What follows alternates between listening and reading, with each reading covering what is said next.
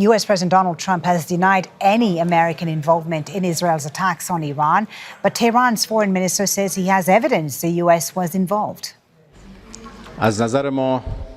In our opinion, the Israeli regime's aggression against Iran could never have happened without the agreement and support of the United States.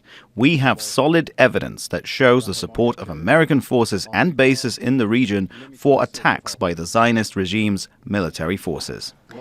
Let's bring in Rosiland Jordan in Washington, D.C. for more on this. We know what the U.S. is saying publicly, Ros, but privately, what do we know about their current involvement in Israel's operations against Iran?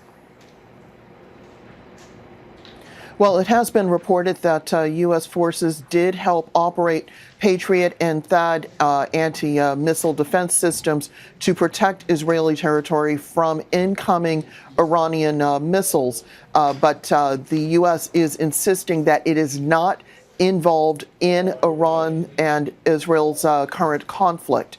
That said, the Trump administration, including the president himself, Donald Trump, has admitted that they were very much aware that these strikes on Iranian military sites were going to be taking place. The president said that he had a conversation with the Israeli Prime Minister Benjamin Netanyahu last Monday.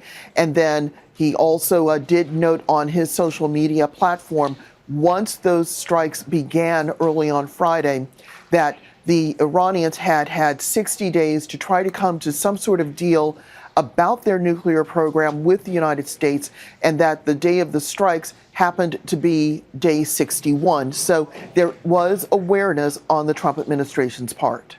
All right, as we speak, Rosalind, there are sirens going off in Haifa in Israel right now.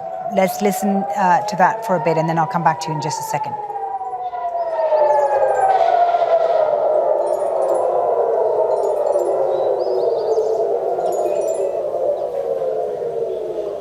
There you go, sirens live there from Haifa in Israel as the conflict between Iran and Israel continues in its third day now, and there have been attacks from both sides, and they are continuing today. What we understand right now, Roz, is that the Israelis have made clear that they want to see the U.S. fully involved in offensive operations against Iran. Is that being considered by the Trump administration?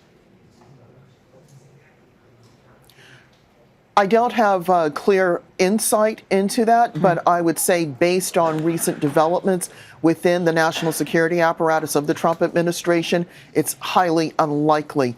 And that's because Donald Trump campaigned on not getting the United States involved in other countries' conflicts. He wanted to basically ratchet down U.S. Military involvement around the world.